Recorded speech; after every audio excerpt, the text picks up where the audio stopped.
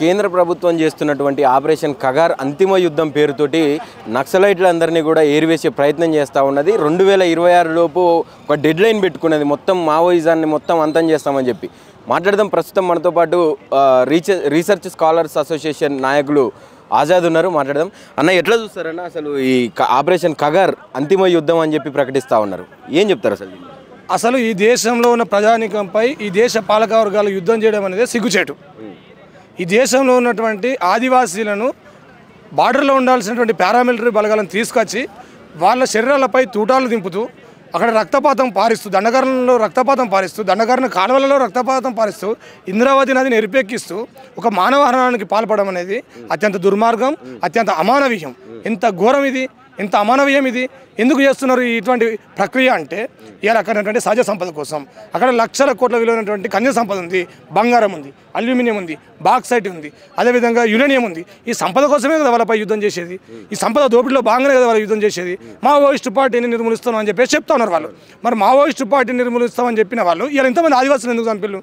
అక్కడ పేసా చట్టం ఉంది, అటవీ హక్కుల పరిరక్షణ చట్టం ఉంది, 5th షెడ్యూల్లో ఉన్నారు వాళ్ళంతా. మరి ఆ రాజ్యాంగం మీద మీరు ప్రమాణం చేసి పాలిస్తూ ఉన్నారా, లేకపోతే ఇలా ఆర్ఎస్ఎస్ మన ధర్మాన్ని అనుసరించి మీరు పాలన చేస్తూ ఉన్నారా? ఇలా కార్పొరేట్ల కోసం మీరు యుద్ధం చేస్తూ ఉన్నారు. స్పష్టంగా ఈ ఏవైతే హత్యలు జరుగుతున్నాయో ఈ హత్యలన్నింటికి బాధ్యులు ఇలా మోడీ, అమిత్ షా, ఇలా అదానీ, అంబానీ, ఇలా ఎవరైతే ఎంఓఈలు వేసుకున్నారో వాళ్ళే ఈ హత్యలకు కారణం. అదే నేను ఒక ప్రశ్న సూటిగా వేస్తా ఉన్నాను. సుప్రీంకోర్టు ఉందా ఈ దేశంలో? భారత రాజ్యాంగం అమలవుతుందా? గవాయ్ గారు ఇలా డిఆర్జీ అనేటువంటి ఒక బలగాలను, వాళ్ళ ప్రైవేట్ సైన్యాన్ని పెంచి పోషిస్తూ ఆదివాసులపై యుద్ధానికి కొనసాగిస్తున్నారు. ఇలా నమ్మలకేశ్వరరావును హతమార్చింది డిఆర్జీ బలగాలు అంటున్నారు. డిఆర్జీ బలగాలు చట్టబద్ధమైనటువంటి బలగాల. గతంలో సుప్రీంకోర్టు సల్వాజుడం అనేటువంటి ఒక ప్రైవేట్ సైన్యాన్ని తీసుకొస్తే సల్వాజుడంకు చట్టబద్ధులు అని చెప్పేసి రద్దు చేసింది. ఆదివాసులు ఒక వర్గాన్ని తీసుకొని వచ్చి డిఆర్జీ అని చెప్పేసి పెడతా ఉన్నారు. మరి డిఆర్జీ అనేటువంటిది ఇలా చట్టబద్ధ లేని సంస్థ కదా. మరి సుప్రీంకోర్టు ఏం చేస్తూ ఉన్నది? ఇలా ఎవరైతే ఈ ఎన్కౌంటర్లో పాల్గొన్నారో వాళ్ళందరిపై హత్యానేరం మోపాలి, తక్షణమే ఆపరేషన్ కగార్ వెనక్కి రావాలి.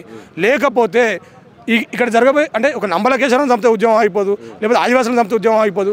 ఈ సంపదను కాపాడుకోవాల్సిన బాధ్యత ఈరోజు జాతీయ ప్రతిపక్ష పార్టీలయ్యి, అదేవిధంగా రాష్ట్ర పార్టీలయ్యి, ప్రాంతీయ పార్టీలయ్యి, పౌర ప్రజాస్వామికవాదులయ్యి, అందరిది కూడా ఇలా విద్యార్థులది, మేధావులది అందరం కలిసి పోరాటం చేయడం ద్వారా, ఒత్తిడి తేవడం ద్వారా ఇలా ప్రభుత్వాలకు మనం ఒక గుణపాఠం నేర్పడం ద్వారా మాత్రమే ఇలా ఆదివాసీ ప్రజానికాన్ని కాపాడుకునే ఒక అవకాశం ఉంటుంది. అయితే బీజేపీ దీన్ని పర్సనల్గా తీసుకుందనుకోవచ్చానా? ఎందుకనంటే ఇప్పుడు ఇటుపక్క కాంగ్రెస్ నుంచి మాట్లాడిన ఆపరేషన్ కగార్ ఆపాలని చెప్తా ఉన్నారు, ఇటు బీఆర్ఎస్ నుంచి కూడా చెప్తా ఉన్నారు. ఎవరి మాటలు వినకుండా అసలు శాంతి చర్చలకు కూడా, అటు పాకిస్తాన్ ఉగ్రవాదులకు కూడా సీజ్ ఫైర్ చేసుకున్నటువంటి భారతదేశం ఇప్పుడు ఎందుకు ఈ భారత ప్రభుత్వం మావోయిస్టుల పట్ల ఇట్లా కనికరం చూపకుండా వీళ్ళని కాల్చిపారేస్తూ ఉన్నది? అసలు నువ్వు ట్రంప్ చెప్తే అక్కడ పాకిస్తాన్ తోటి శాంతి చర్చలకు మేము సిద్ధమన్నావు.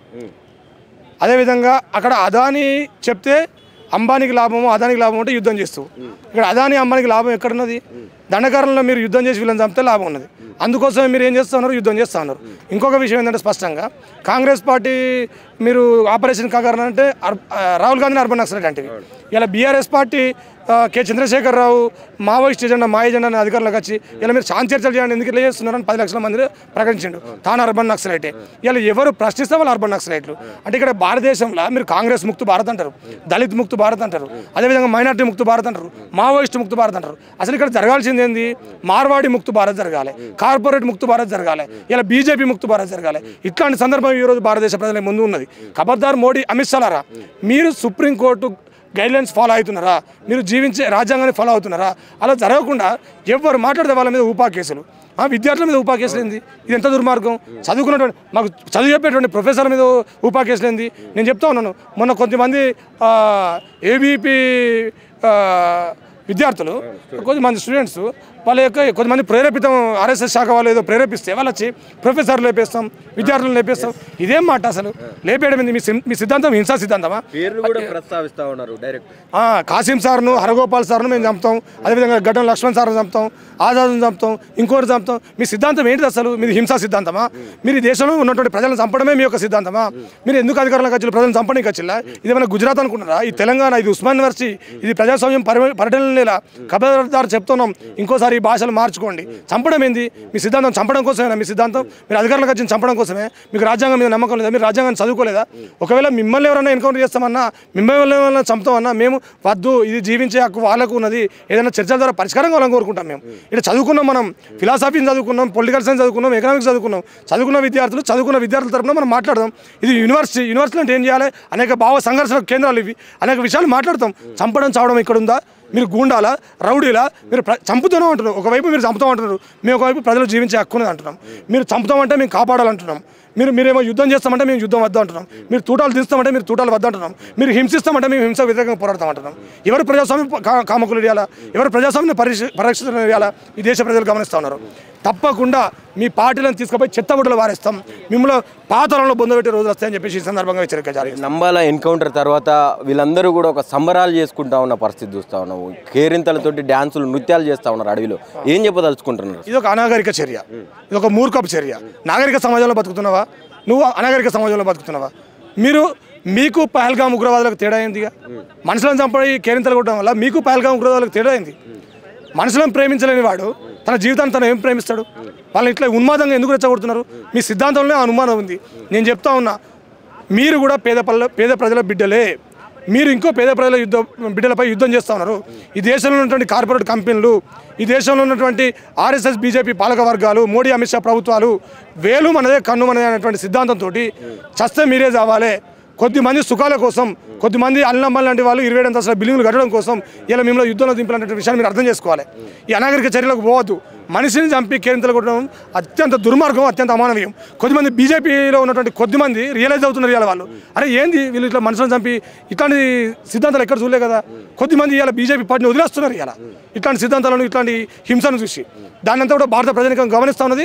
మీరు ఇలాంటి ప్రక్రియలో కొనసాగితే పార్లమెంట్ ముట్టడించేటువంటి రోజులు వస్తాయని చెప్పేసి ఈ సందర్భంగా తెలియజేస్తాం. ఫైనల్గా మావోయిజాన్ని అంతం చేస్తామని చెప్తా ఉన్నారు.